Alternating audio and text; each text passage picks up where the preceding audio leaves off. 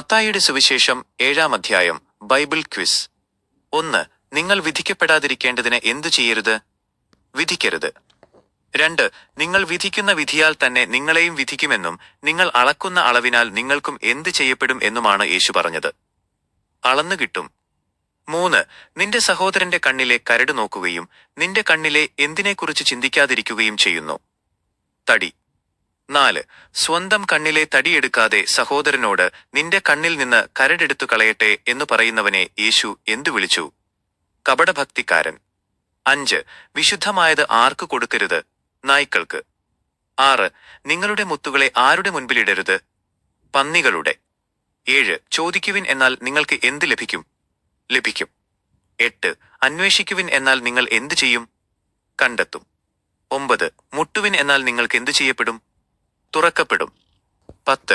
മകൻ അപ്പം ചോദിച്ചാൽ കല്ല് കൊടുക്കുന്ന അപ്പൻ നിങ്ങളിൽ ആരെങ്കിലും ഉണ്ടോ? ഇല്ല. 11. മീൻ ചോദിച്ചാൽ മകന് പാമ്പിനെ കൊടുക്കുന്നവനുണ്ടോ? ഇല്ല.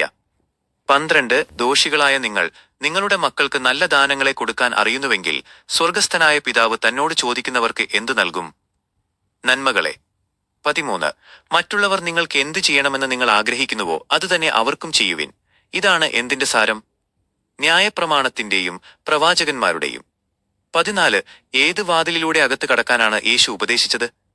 ഇടുങ്ങിയ വാതിലിലൂടെ. 15. നാശത്തിലേക്ക് പോകുന്ന വാതിലും വഴിയും എങ്ങനെയുള്ളതാണ്? വാതിൽ വീതിയുള്ളതും വഴി വിശാലവുമാണ്. 16.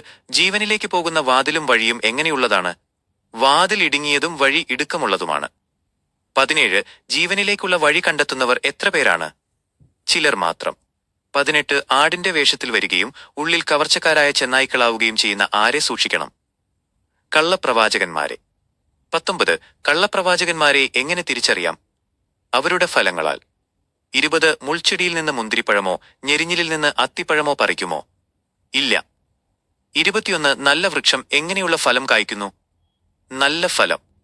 22. ആകാത്ത ചീത്ത വൃക്ഷം എങ്ങനെയുള്ള ഫലം കായ്ക്കുന്നു? ആകാത്ത ഫലം.